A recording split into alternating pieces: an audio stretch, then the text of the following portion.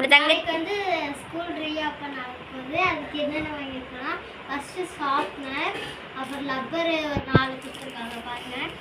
அப்புறம் இதுதான் லப்பர். அப்புறம் எனக்கு 2 பென்சில், எங்கள் அண்ணாக்கு ஒரு பென்சில்.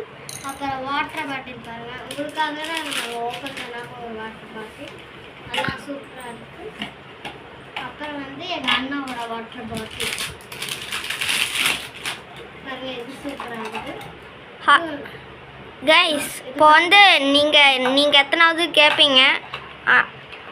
என் தங்கச்சி வந்து 5th, நான் வந்து 8th.